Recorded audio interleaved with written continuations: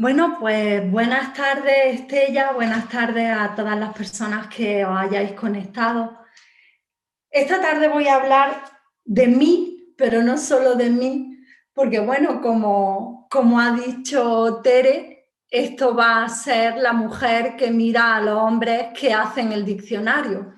Y lo que voy a hacer es contar por qué yo he decidido, de entre todas las cosas que me importan del lenguaje inclusivo, por qué he decidido mirar el androcentrismo que hay en el diccionario y mirar cómo esa forma de definirnos, esa forma de mirarnos a las mujeres por parte de los hombres que hacen el diccionario nos afecta de una manera muy específica.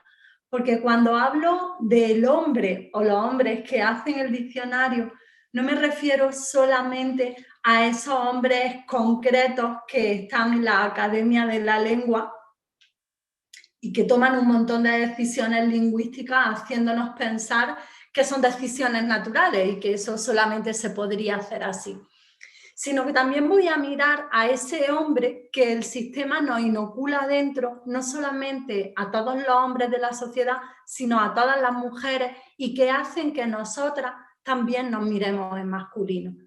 El hombre que hace los diccionarios es un hombre que aprendemos cuando aprendemos la gramática y que se nos queda ahí dentro como un pequeño demonio que nos habla al oído. Yo lo llamo el patriarca interior, no solamente se aplica en cuestiones de lenguaje, pero a través del lenguaje lo podemos hacer tan visible y podemos darnos cuenta de que está tan presente que señalar a ese hombre y decirle, tú que estás ahí, creo que puede ser un ejercicio muy interesante, no solamente para analizar las palabras, el diccionario y el lenguaje sexista, sino también para analizar la sociedad en la que estamos y para analizar cómo esa sociedad reproduce valores masculinizados, haciéndonos pensar que son los únicos valores posibles. Cuando yo empecé a trabajar sobre el lenguaje, yo era la primera que utilizaba el masculino genérico, yo era la primera que para referirme a mí decía uno mismo en lugar de una misma, yo era la primera que le tenía una tirria tremenda a lo que la RAE llama los desdoblamientos, el todas y todos, el señores y señoras, el ciudadanas y ciudadanos o ciudadanos y ciudadanas, pero no sabía por qué. Yo era capaz de detectar una cantidad enorme de desigualdades, era capaz de detectar una cantidad enorme de discriminaciones que se producían hacia las mujeres. Sin embargo, la discriminación que se producía en el lenguaje ni me parecía la más importante, ni me parecía algo en lo que yo tuviera que hacer una intervención urgente. Como ha dicho Tere al presentarme, yo en realidad no soy filóloga, yo no soy lingüista, yo no hablo desde la teoría, simplemente, aunque la conozca, sino que hablo desde la práctica como mujer, desde la práctica como formadora, desde la práctica como activista feminista. Esa es la situación o ese es el punto desde el que yo hablo. Y en ese punto de activismo yo me daba cuenta que cuando yo hacía intervención social y tenía que hablar sobre el lenguaje o yo tenía que hacer una formación y hablaba sobre el lenguaje, las resistencias, que yo podía tener alguna, aunque fuese pequeña, las resistencias en la gente eran enormes.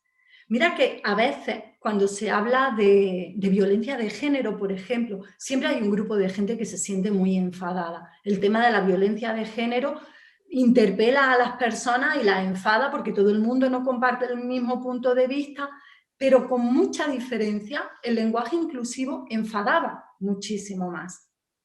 Cuando yo hablaba de lenguaje inclusivo, yo veía cómo la gente se apretaba en la silla y notaba en sus caras, en su lenguaje no verbal, que dejaban de escucharme. Y yo como formadora responsable, que quiero que lo que hago no me sirva solamente para pasar el rato y cubrir el expediente, sino para que sea de utilidad a las personas que dedican su tiempo a escucharme, empecé a preguntarme todas esas resistencias, cuáles eran y qué podía hacer yo como formadora para ayudar a que esa parte que yo explicaba sobre un mandato legal, porque el lenguaje inclusivo también es un mandato legal, podían hacerse más sencillos de entender y poco a poco las resistencias que yo había tenido y se habían ido disolviendo porque había ido entendiendo la necesidad, se disolvieran también para otras personas. En general, a ver, hay mucha reticencia al lenguaje inclusivo, pero las que se dicen siempre son muy repetidas. Si os interesa el lenguaje inclusivo o si tenéis algo en contra del lenguaje inclusivo, las cosas que os remueven por dentro y que os desagradan o las preguntas que os hacen y no sabéis responder suelen ser del tipo: es que la RAE dice que el masculino es genérico. Es que la RAE dice que el lenguaje inclusivo va contra la economía del lenguaje. Es que la RAE dice que no hace falta decir ciudadanos y ciudadanas porque el masculino ya lo engloba todo. Es que la RAE dice, es que la RAE dice, es que la RAE dice. Y gente que no ha mirado el diccionario nunca y a la que le importa un comino el lenguaje para todo lo demás, de pronto te dice es la RAE y parece que dice palabra de Dios, te alabamos Señor, como cuando yo estaba en el cole y iba a misa del miércoles, que había cada miércoles en mi cole misa. Y entonces parece que lo dice la RAE y ya no hay nada que objetar. Pero no es verdad. No es verdad. Tan sencillo como eso. La RAE se ha dedicado a inventarse cosas que dice que son lenguaje inclusivo y que no lo son.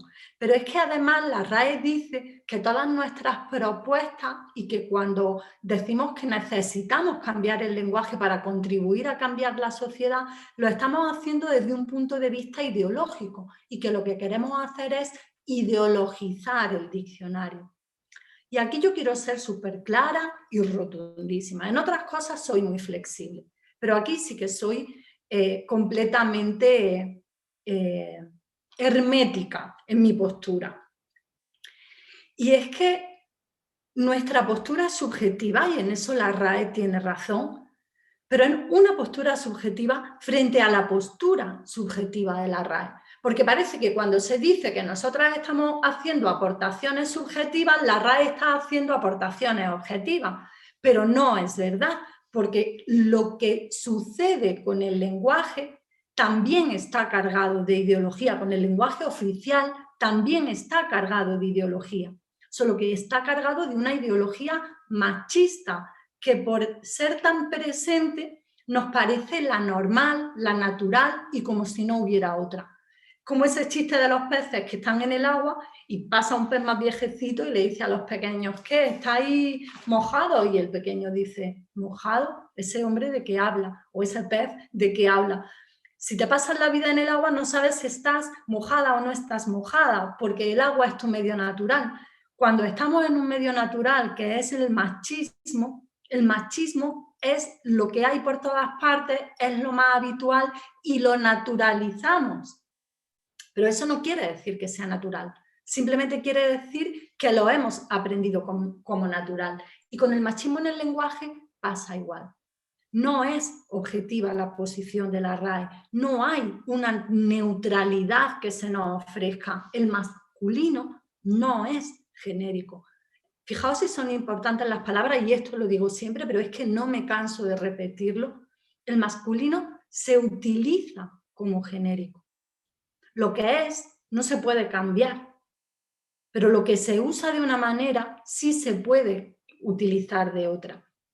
Así que si os dicen el masculino es genérico, la respuesta es no. El masculino se utiliza como genérico porque en un momento determinado del tiempo y de la historia, hace siglos ya, un grupo de señores decidieron que se iba a usar como genérico el género gramatical que les identificaba a ellos.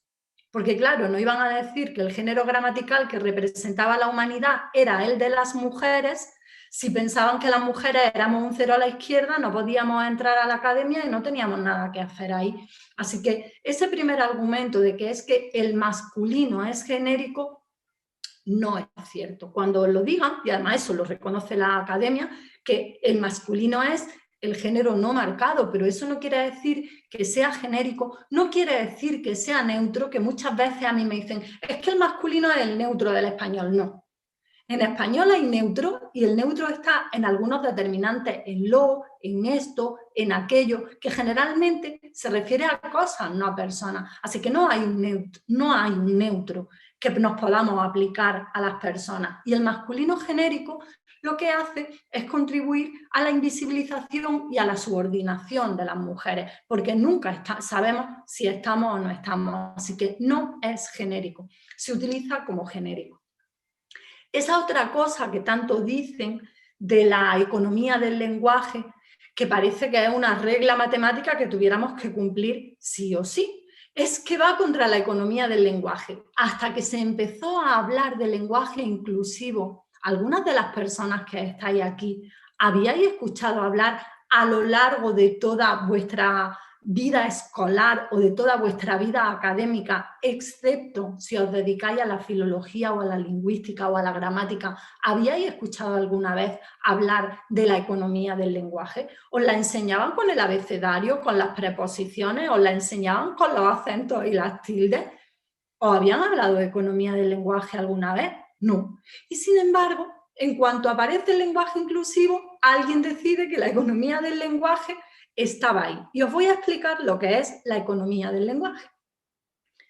Las personas que estudian las diferentes lenguas se fueron dando cuenta, cada quien en la suya, y después al ponerlo en común, se observaron que era un fenómeno que se producía de manera muy habitual en prácticamente todos los idiomas, y era una tendencia a acortar determinadas palabras o bien a unir palabras entre sí cuando se estaba hablando.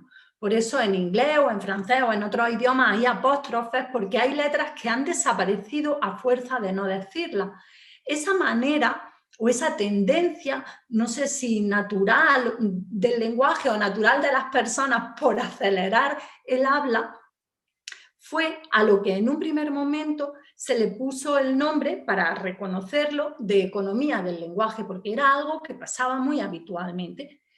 Pero eso es algo que pasa, no algo que hay que acatar. Fijaos que si la economía del lenguaje fuese algo natural para las lenguas, habría un solo género. No habría habido necesidad de hacer un género para designar lo masculino y otro lo femenino. No habría habido necesidad de nombrar de manera diferenciada lo masculino y lo femenino en las personas. O no diríamos cosas como anda que no para decir que sí. O no diríamos sí hombre para decir que no, porque ya teníamos el sí y el no, que era mucho más corto. Si eso fuese una norma cerrada, la literatura no se habría desarrollado y la poesía no serviría para nada, porque va contra la economía del lenguaje. ¿A alguien se le ocurre decir que la novela va contra la economía del lenguaje?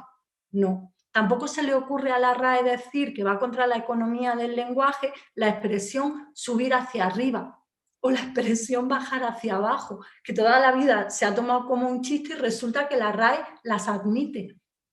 La RAE permite que digamos subir hacia arriba porque es redundante pero enfático. Entonces podemos subir hacia arriba pero no podemos decir niñas y niños. ¿Esto cómo es? Eso, ¿qué clase de argumento lingüístico es este? Así que la economía del lenguaje tampoco es un argumento 100% lingüístico, es una excusa, entre otras cosas, porque atentamos contra la economía del lenguaje cuando decimos, pues, por ejemplo, las mujeres científicas o las mujeres abogadas o las mujeres juezas, y a nadie le molesta. Nadie dice, no digas las mujeres juezas, que va contra la economía del lenguaje, aunque es completamente innecesario decir esas mujeres y además es sexista, porque ya estás diciendo las juezas, no tienen ninguna necesidad de poner ahí el mujeres para remarcar, estas son las raras, porque no dices los hombres jueces, no dices los hombres políticos, ¿por qué si dices las mujeres políticas? Por sexismo. Si cuando lo haces con una mujer te parece normal, pero cuando lo haces con un hombre ya no es tan habitual o no te parece tan normal, ahí tienes la regla de oro del sexismo. Si te parece habitual decirlo con una mujer, pero lo dices con un hombre, te suena rarísimo, ahí está fallando algo. Natural no puede ser si para los hombres no hay que hacerlo. Así que ya hemos dejado fuera el masculino genérico, ya hemos dejado fuera la economía del lenguaje y está entonces el socorrido. Es que vamos a terminar diciendo periodista, vamos a terminar diciendo miembros a los brazos y miembros a las piernas, vamos a terminar diciendo el árbol y la árbola. Bueno, pues tampoco. En el caso de las piernas y los brazos, o en el caso de los árboles y las árbolas, como resulta que no son personas y no se las va a discriminar, no hace falta entrar en esa disquisición. Lo peor de todo es que esto no lo dice gente sin conocimiento del lenguaje. Yo he leído a académicos de la lengua de Articulito Dominical, y no les voy a nombrar para no darles más publicidad de la que ya tienen por machistas y por académicos, decir, es que terminaremos diciendo el elefante y el jirafa. Pues no se preocupen, señores académicos, porque con los animales no estamos entrando en ninguna cuestión. Simplemente nos estamos refiriendo, cuando hablamos de lenguaje no sexista, nos estamos refiriendo a las personas, con lo cual hemos quitado de un plumazo todo lo demás. Pero es que además, entre las personas no pasa nada si antes no había un femenino, porque no había necesidad de que lo hubiera, porque no había mujeres que desempeñaran, por ejemplo, una profesión, como pasó con árbitra. Teníamos prohibido el arbitraje, la palabra árbitra era innecesaria. Bueno, pues si ahora hay árbitros y árbitras, se nombran y no pasa nada. No se cae el mundo, nada, porque se puede formar perfectamente con esa flexión de género en O para el género gramatical masculino que designa a los hombres, en A para el género gramatical femenino que designa a las mujeres. Tenemos la capacidad de acuñar y no hay ningún problema en hacerlo, y cuando las palabras se forman bien, pues están correctamente hechas, incluso cuando no están en el diccionario, porque las palabras entran en el diccionario una vez que la sociedad ya las ha adoptado y las ha utilizado lo suficiente. Y aquí viene otro de estos señores que hacen el diccionario, los que lo hacen a mano o a máquina y quienes parece que los llevamos implementados dentro y nos susurran al oído cuando nos dicen, es que no se puede cambiar el diccionario solo porque se quiere. Efectivamente, si alguien ha estado toda la vida utilizando la palabra zorra en un sentido distinto de la palabra zorro, el diccionario de alguna manera lo tiene que recoger. No estamos diciendo que esas palabras se eliminen. Lo que sí que tiene que pasar, o lo que sí debería pasar, es que quienes entren al diccionario de la misma manera que saben a través de las marcas lexicográficas, de esas abreviaturas que vienen en el diccionario que te dicen, la palabra está poco usada, la palabra está en desuso, la palabra es de uso común, la palabra es vulgar. Bueno, pues les ha costado 1 millón, habiendo 380 y tantas marcas, incluir la marca de discriminatorio. Porque no incluyen la marca de discriminatorio. Pues tardaron muchísimo porque tenían muchas reticencias, pero es que ahora que la marca de discriminatoria de una palabra está incluida, no se la ponen prácticamente a ninguna. Pero vamos a ver, si sabéis que es discriminatorio, ponedlo, porque desde luego lo que no ponen es la marca de sexista. ¿Por qué? No lo sabemos. Nos dicen, no podemos quitar las palabras que tienen un uso determinado. ¿Y por qué no ponéis en contexto el uso a través de las marcas? Eso no es nada que sea porque la sociedad lo decide. Eso es algo que deciden los hombres que hacen los diccionarios. Y me refiero a los hombres que hacen los diccionarios porque también hay mujeres que hacen, en este caso, el diccionario de la academia, pero son muy pocas, con lo cual su voz queda muy escondida. Si hay que hacer una votación y solamente hay en este momento 6 mujeres en la academia, frente a 40 hombres o a 39 hombres, ¿de qué manera pueden hacer escuchar su voz? Es muy difícil, eso suponiendo que estuvieran a favor de definir a las mujeres o de definir el sexismo o de poner esas marcas y además de querer ponerlas que tuvieran la capacidad de mirar el mundo con un enfoque feminista y hacerlo en condiciones, porque otras veces pasa lo que pasó con la palabra feminicidio, que después de mucho tiempo la incluyeron y la incluyeron mal. Y desde el día 1 que la incluyeron, el movimiento feminista, a través de asociaciones, a través de campañas como Golondrina a la RAE, estuvimos ahí dando la queja, y han tardaron creo que 4 años en cambiar la definición de feminicidio, porque hay infinidad de definiciones en el diccionario que todavía utilizan hombre como sinónimo de persona, pero sin embargo, para poner feminicidio decían persona. No decían hombre que asesina a una mujer, decían persona, y les dijimos no, persona no, una persona de sexo masculino. Y cuando por fin accedieron a cambiar la definición de feminicidio, dejaron mal la de feminicida, que siguió siendo una persona que mataba a una mujer por motivo de misoginia, de no sé qué. A ver, si el feminicidio lo comete un hombre, el feminicida, aunque acaba en A, tiene que ser un hombre. Que al final nos dicen que las feministas confundimos el género gramatical con el sexo biológico, pero parece que no somos las únicas que confundimos la A con el femenino. Yo no sé por qué. Así que después de mucho tiempo otra vez, cambien feminicida, por fin hemos conseguido que en la versión digital del diccionario, que ahora se puede consultar desde diciembre, feminicida ya sea un hombre y no una persona. Así que ya no solamente hay que querer hacerlo, sino que cuando se pone la voluntad, mucha o poca, hay que tener la capacidad de hacerlo. Y la RAE parece que o no la tiene o no quiere pedir asesoramiento a quienes la tienen, porque es otra forma de negarnos autoridad, porque al final todo esto es una lucha de poder. Quienes han tenido el poder de definirnos a lo largo del tiempo se resisten a abandonar ese poder.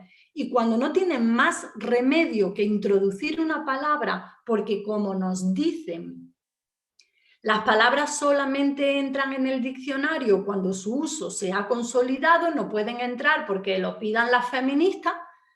Bueno, pues la palabra se ha consolidado, va al diccionario y van y la definen mal. O sea, ya es o el colmo de la torpeza, con lo cual no sé qué hacen ahí, o bien el colmo de la mala intención, con lo cual tampoco sé lo que hacen ahí.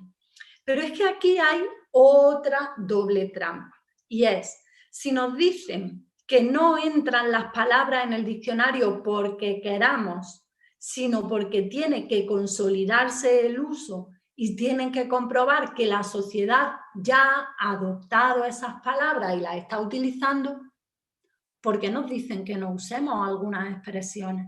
¿Por qué nos dicen que no hagamos determinadas cosas? ¿No habíamos quedado en que es la sociedad quien habla y la RAE recoge el uso? ¿Por qué nos dicen que no usemos? ¿Eso no es jugar con trampa? Porque si no lo usamos lo suficiente, ¿cómo se va a consolidar? No tienen como labor interferir en los usos de las personas que hablamos el español. No tienen ese poder, no es su trabajo. Su trabajo es recoger el uso y recogerlo lo mejor posible. Y lo recogen cuando se refiere a las mujeres o cuando se refiere a las experiencias de las mujeres o bien cuando se refiere a cosas que los hombres hacen mal, lo recogen tarde, mal y nunca. Pero después, para meter palabras como muslamen o culamen en pleno siglo XXI, se dan prisa. ¿De verdad pensáis que hay masas de hablantes diciendo la palabra culamen? Pero si eso no se dice desde las películas, o muslamen, si eso no se dice desde las películas desde los años 70, de Pajares y Exceso, por favor. Eso suena a los vingueros totalmente. Pues han entrado en el diccionario hace 3 días, como aquel que dice. Así que en realidad están todo el tiempo, nos están diciendo no podéis interferir porque nosotros, lo dicen en masculino, nosotros estamos aquí para recoger. pero interrumpen todo lo que pueden y a la hora de recoger, recogen lo que quieren y de lo que recogen lo definen como les da la gana. Y la gana que les da generalmente pasa por definir bastante mejor los asuntos que conciernen a los hombres y los asuntos que conciernen a las mujeres.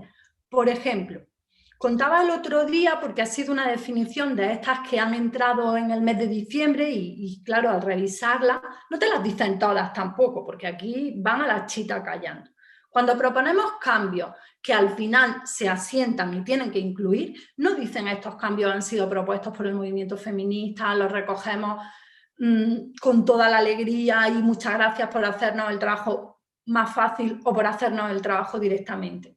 Esperan un tiempo, dicen que no, estos son tonterías, estos son cosas de estas señoras medio locas, pero después lo incluyen como si fuera cosa suya. Hemos limpiado el diccionario de no sé cuántas acepciones sexistas. Mire usted, o miren ustedes, en el año 1992, Mercedes Bengoechea y Eulalia Lledó, entre otras filólogas, hicieron un repaso de la edición de ese año, que era la 22ª, creo recordar, o de la 21ª, no me acuerdo, pero bueno, era la edición del año 1992.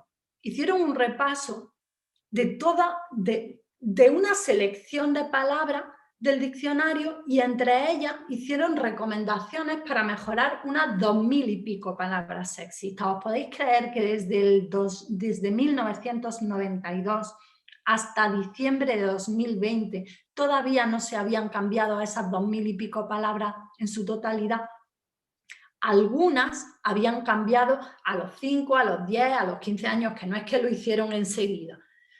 Otras las cambiaron y fue casi para peor, otras las dejaron ahí como huérfano, que en aquel entonces se era más huérfano de padre que de madre y ahora pues ya eres huérfana o eres huérfano, tanto si se te muere tu madre como si se te muere tu padre, eres igual de huérfana o eres igual de huérfano si se trata de un hombre, pero antes no, antes era más huérfana o huérfano de padre que de madre. Pero siguen ahí expresiones como sombrero, que en general es una prenda de vestir, pero cuando se refiere a las mujeres es una prenda de adorno. Y dices, ¿y por qué nosotras nos adornamos? O hay ejemplos como las palabras estas que os decía que habían entrado este año, que a mí me llamaron mucho la atención porque justamente acababa de hacer con el segundo libro, con Mujer tenías que ser, había hecho una revisión de todas las palabras que tenían que ver con el cuerpo y con la salud de las mujeres. Entonces tenía la definición de histerectomía, la tenía muy fresca porque el libro pues, había estado repasando todas esas definiciones, las había estado repasando muy pocos meses antes. Y cuando en diciembre nos dan esa muestra, porque te dejan como un menú de degustación de las palabras que cambian en el diccionario, y ya si cambian más, pues te aprendes el diccionario o las buscas una por una y te buscas la vida. Entonces te dejan una muestra, que a ver, asume que tienen que dejar solo una muestra y no darte una lista de todas, pero bueno. Y en esa muestra que habían dejado, pues había entrado la definición de orquiectomía y prostatectomía, perdón, pero es que son definiciones médicas y me resulta un poco difícil. Entre el acento granaíno, el que no sé si el movimiento es mi sillón porque yo me muevo mucho o acaba de haber otro terremoto, y que la palabra es dificilita, pues me ha costado decirla.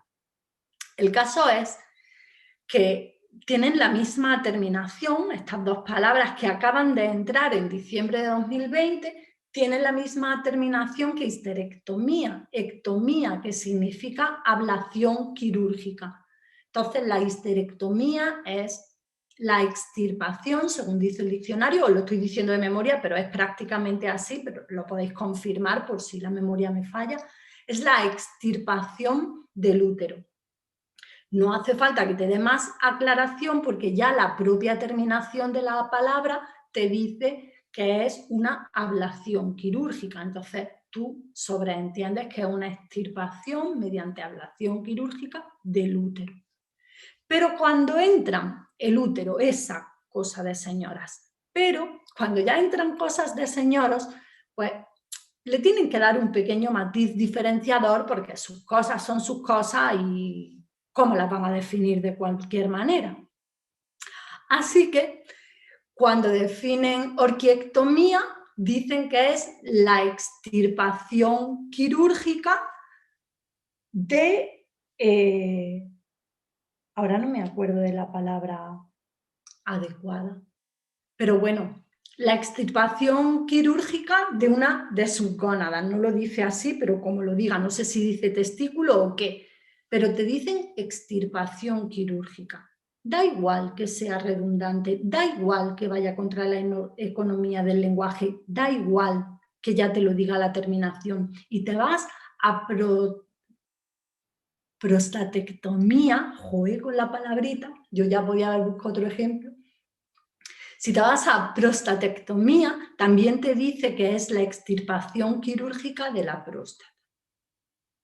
¿Por qué para sus cosas tienen que tener esa delicadeza y explicarlo tan maravillosamente bien, y para nuestra extirpación, como si te lo extirpan con unas tijeras o te lo extirpan a boca? Porque sus cosas las definen también y las nuestras no. ¿Por qué cuando hablan de sus procesos biológicos los ponen como si fueran una cosa extraordinaria y los nuestros los dicen de cualquier manera o directamente los definen mal? Si os vais, por ejemplo, a flujo blanco, porque dentro de flujo aparecen varias definiciones y después vienen esas expresiones que se hacen con la palabra. Y te vas a flujo blanco, que es la cosa más natural y nunca mejor dicho en las mujeres, que es el síntoma de un aparato reproductor y una vagina sana, de un equilibrio. Bueno, pues te dice que es una excreción anormal, que nuestras cosas deben de ser, que dan todas un asco, que te mueres, y lo definen como excreción anormal. ¿Cómo que excreción anormal? Es como los montones y montones y montones de definiciones que hay alrededor de las prostitutas y la prostitución. El diccionario de la RAE, ya lo he dicho un montón de veces, pero es que no dejo de decirlo porque no deja de darme coraje, tiene casi 200 sinónimos de prostituta. Vosotras de verdad pensáis, ustedes de verdad piensan que si hubiera más mujeres habría tantas definiciones de prostituta. Algunas de ellas no se utilizan desde el siglo XV o desde el siglo XVI y siguen ahí en el diccionario, y que no tengan una marca de discriminatorio. Es alucinante. Sin embargo, sinónimos de prostitutos solamente hay 2 o 3. Para hablar de la prostitución, de las casas de prostitutas, de los hombres que ejercen la prostitución, perdón, de los hombres que se benefician de la prostitución, es decir, de proxenetas, para esas ya sí hay unas cuantas más. Y te da que pensar, porque dices, parece que saben muy bien de lo que están hablando. Hay otras cosas que no les dedican tanta atención, por ejemplo, a todo lo que tiene que ver con la sexualidad femenina. Si te he visto, no me acuerdo. El clítoris y la vagina nos la cambian de sitio cada 2 por 3. Están cambiando la definición como se cambian de calcetines.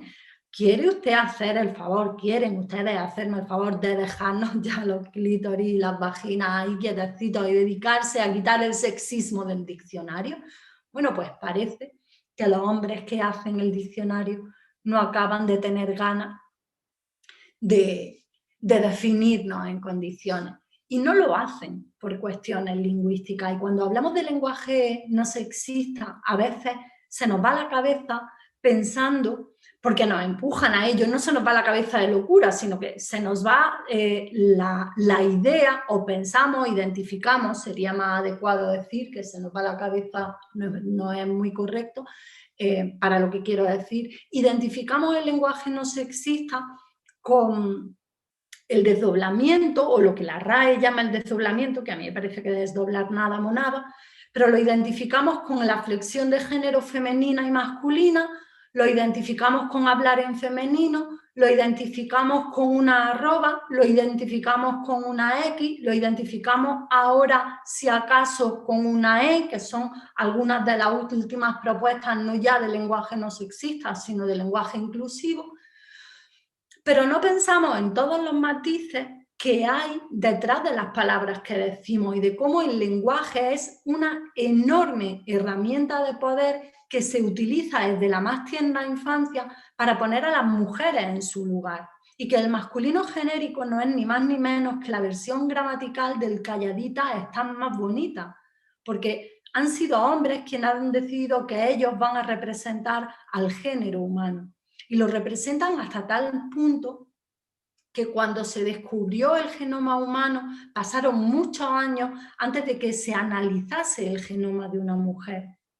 Pero no se nos dijo que se había analizado el genoma de los hombres, se nos dijo que se había analizado el genoma humano, y humano era ciertamente, pero todo el mundo pensó que era de la totalidad, y tuvo que ser una científica la que tuvo curiosidad por comparar el ADN masculino y el femenino y comprobar que eran diferentes, que el genoma humano no era el mismo para las mujeres y para los hombres. Pero el androcentrismo al que nos empuja, esa mirada masculinizada del mundo que aprendemos a través de la gramática, que aprendemos a través del uso del lenguaje, había hecho que se interpretara ese humano como de hombres y mujeres, porque como nos dicen que es genérico, y no era genérico. Tenemos que tener un cuidado exquisito, diría yo, en darle la vuelta y en preguntarnos todo el tiempo si la mirada que se nos ofrece como la mirada normal realmente es normal o solamente es la más común. Si la manera que tenemos de mirar a otras mujeres, las mujeres, y de mirarnos a nosotras mismas es nuestra, o es una mirada que está mediatizada por ese señor que llevamos dentro, por ese patriarca interior. Por eso a mí me parece tan interesante que cuando hablamos de lenguaje no sexista y cuando hablamos de lenguaje inclusivo, vayamos mucho más allá de las vocales, porque no estamos hablando de vocales, ni muchísimo menos. Estamos hablando de la visibilización de las mujeres, estamos hablando de dejar de estar ocultas, estamos hablando de no estar subordinadas, de no tener que apartarnos siempre que aparece un masculino. Lo aprendemos con la gramática y lo aplicamos a la vida, y si hay un hombre, las mujeres desaparecemos, y tenemos que aprender que la mirada androcéntrica, que la mirada que se impone desde un mundo masculinizado no es la única mirada, y tenemos que ver si cuando nos miramos al espejo la mirada que aplicamos es nuestra o es ajena. Si lo que nos decimos cuando nos levantamos con mala cara somos nosotras o es la sociedad a través de nosotras. Si cuando nos sentimos insatisfechas al ver el peso somos nosotras o es la mirada que la sociedad nos transmite.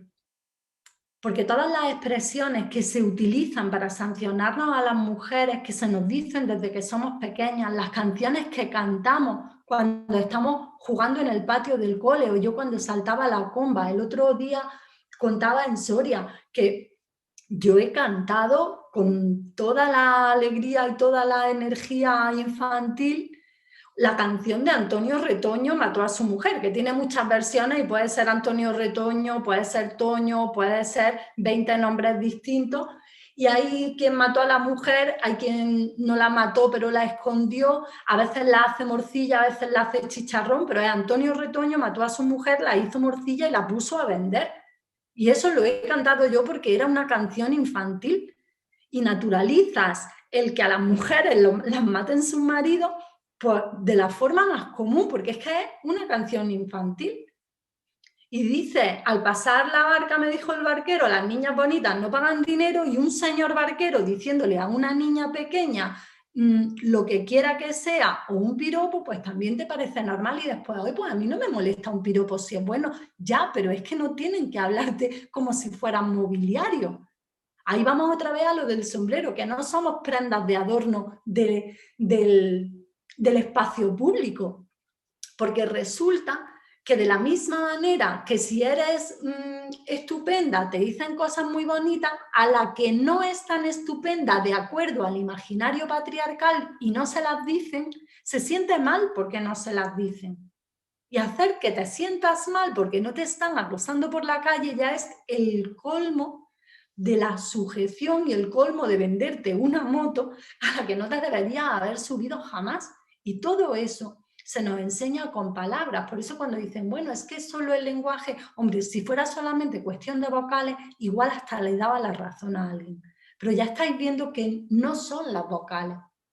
Es la carga de profundidad que hay detrás y el páramo de silencio al que se nos condena a las mujeres cuando no somos nombradas, cuando para expresar nuestra realidad, si queremos hablar como personas, tenemos que nombrarnos en masculino, porque si no estamos hablando solo de cosas propias, de cosas de mujeres, y es muy, muy, muy significativo cuando hay mujeres que se dedican a temas que tienen que ver con la palabra, escritoras, filólogas, académicas de la lengua, que dicen, es que uno mismo como escritor, uno mismo como filólogo, dice, pero ¿cómo que uno mismo? Será una misma, porque yo no puedo definir en femenino un sentimiento humano.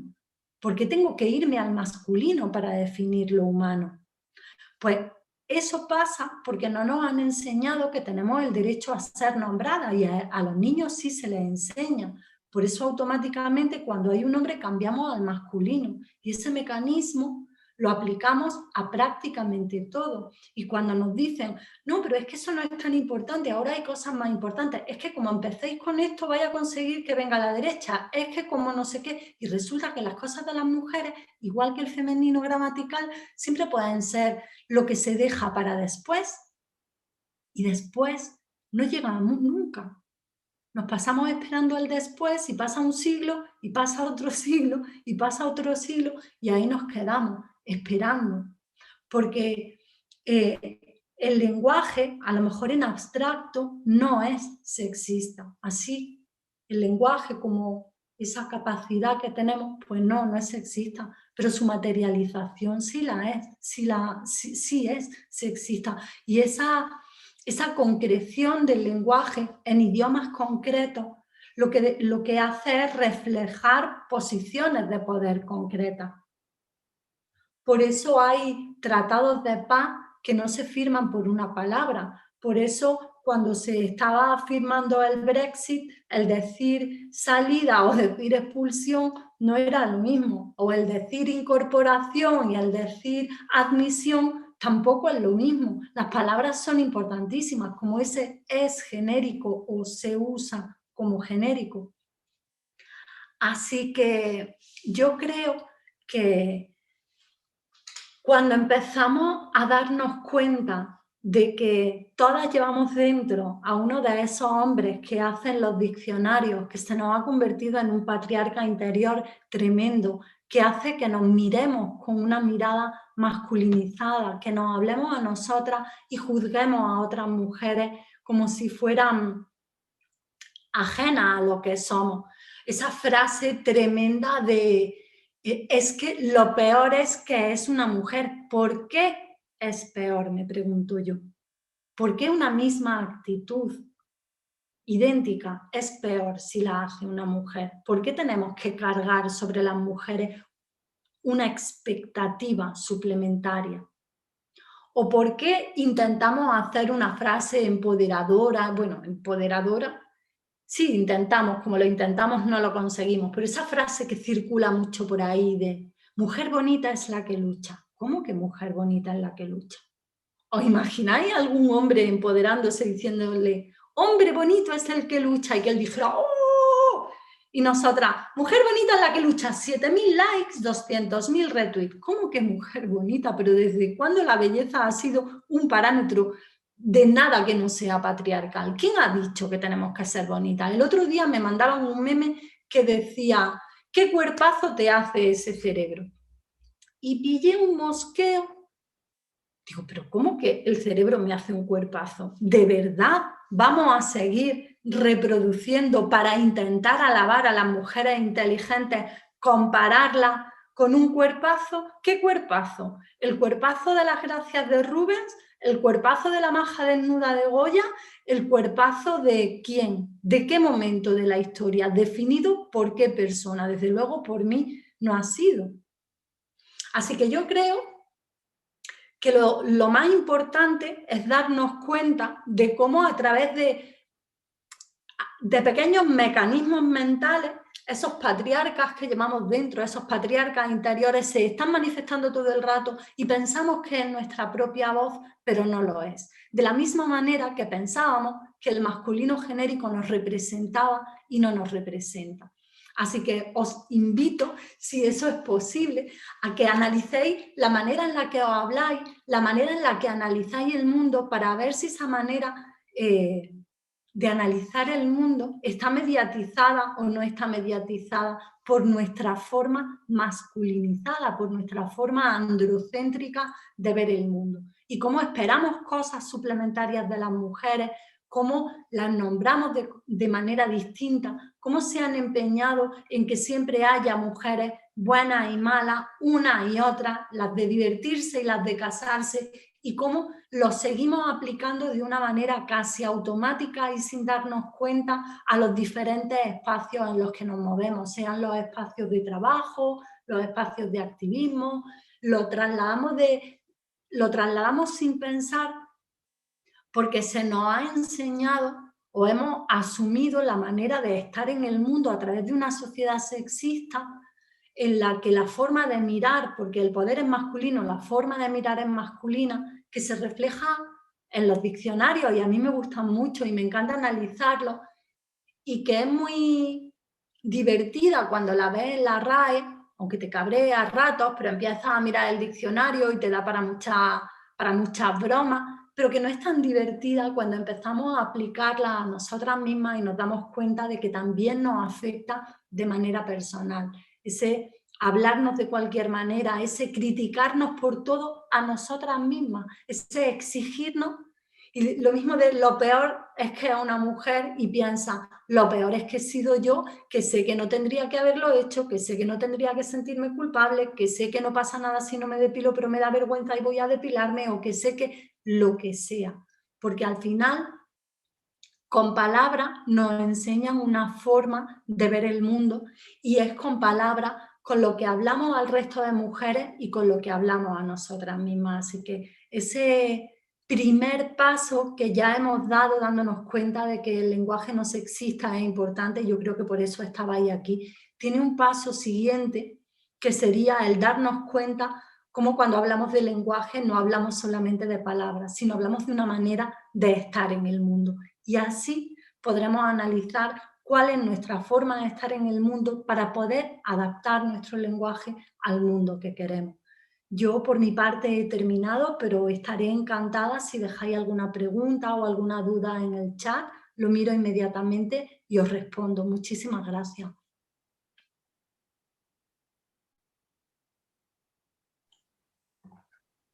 Muchas gracias, María. Fenomenal.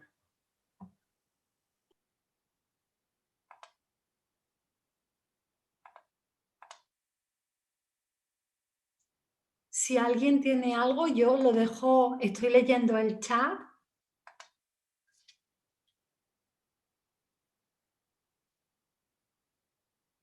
Y si no podéis, creo que podéis abrir vuestros micrófonos de manera personal si queréis decirlo de viva voz.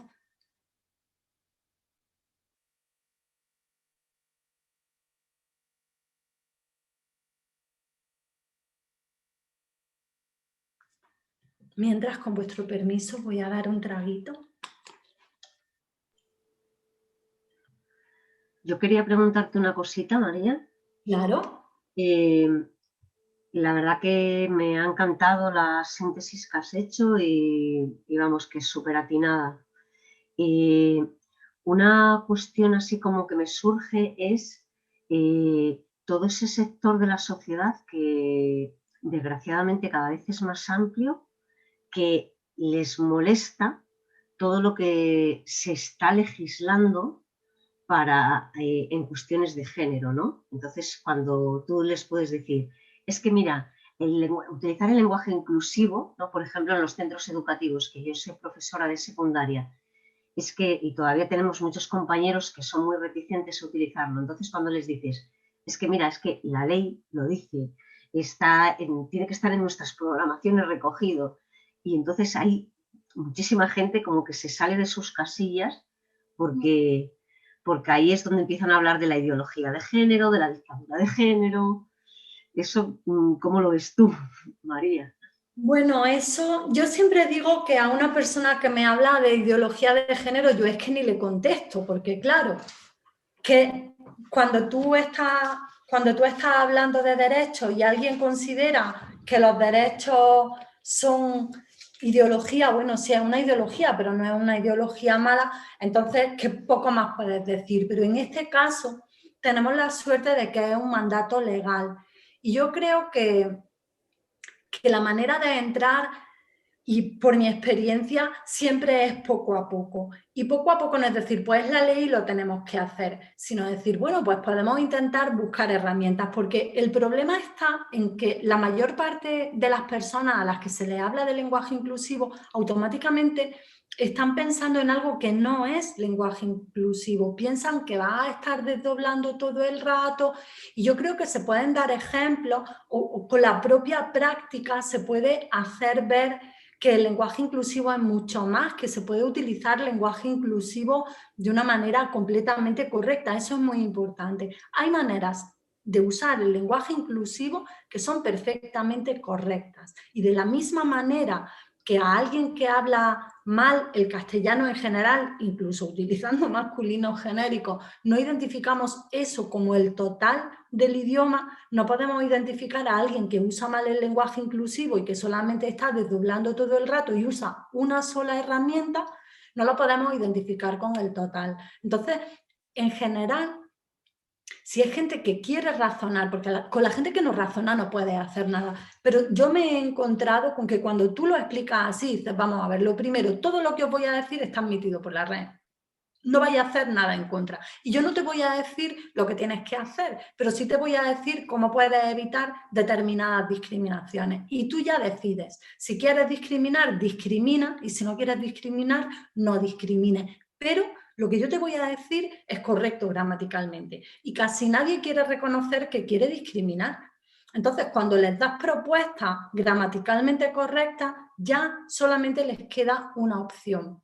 Y es decir, bueno, pues no lo hago porque no quiero. Bueno, ante el no querer tú no puedes hacer nada. Pero cuando se van dando opciones factibles y cuando tú lo haces de una manera natural, cuando tú vas incorporando esas herramientas que necesitas para que no sea esa perversión de estar todo el tiempo desdoblando como si fuese la única manera de hablar, pues entonces llega un momento en el que por contagio, si tú no te enfadas y respondes con naturalidad, la gente también acaba asumiéndolo con relativa naturalidad. Pero ya te digo, siempre tiene que haber un mínimo y ese mínimo es que sean personas que están abiertas a escuchar y a razonar, porque si no es completamente imposible hablar de eso o de cualquier otra cosa.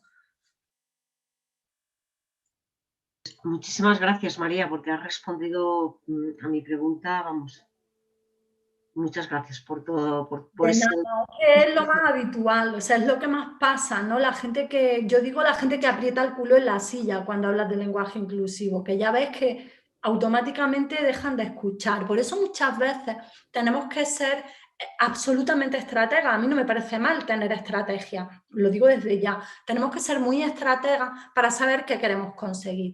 ¿Quiero salirme con la mía y tener la razón y quedar por encima? ¿O quiero que esta persona entienda? Entonces, muchas veces yo, ante audiencias que sé que son muy reticentes, porque las tengo, porque a veces venís de manera voluntaria a las charlas, pero otras veces pues son un público cautivo que está allí pues porque es una obligación del plan de igualdad o de un comité o se lo imponen en el trabajo. Si yo a esa gente llego y les digo buenos días o buenas tardes a todas y todos, les perdí en el minuto 1. En el minuto 1. Pero si yo soy capaz y tengo las herramientas suficientes de estar la primera hora de clase sin utilizar un desdoblamiento y decir después, ¿me habéis entendido? Sí, he estado utilizando lenguaje inclusivo todo el tiempo. Pues dicen, caramba, pues se podía y la he entendido y no lo estaba haciendo del todo mal. Así que yo creo que tenemos que tener estrategias y dependiendo de con quién hablemos, ver por dónde le entramos. No tenemos que darle el total de las charlas a todo el mundo, sino a cada quien la pildorita que necesita. Muchas gracias, la verdad que muy claro, muy claro. Muy bien, gracias a ti, Raquel. Pregunta a Elena, veo en el chat, si se podrá ver la charla en diferido. Estamos grabándola si nada ha fallado, así que esperamos que pueda estar en YouTube en breve, pero bueno, tenemos que verla para asegurarnos de que la calidad es lo suficientemente buena, porque a veces Internet ya sabéis lo que tiene. Y como se estaban conectando desde la Casa de la Cultura también, y para que lo viese más gente, pues no estoy 100% segura hasta que no vea el vídeo de que ha salido todo correctamente, pero en principio sí que se podrá ver y la podréis compartir. Bueno, pues como nuestras anfitrionas han tenido que irse, si nadie toma la palabra y nadie tiene ninguna duda, yo doy por finalizada la conversación. Os agradezco que hayáis estado aquí. Ya os confirmaré si habéis vivido o no un terremoto en directo. Lo mismo el terremoto era yo con mis nervios, moviéndome como una loca. Espero haberos podido dar alguna idea aproximada de mi manera de enfocar el lenguaje como una forma de estar en el mundo y no solamente como una forma de hablar. Un abrazo a todas y muchísimas gracias. Muchas gracias.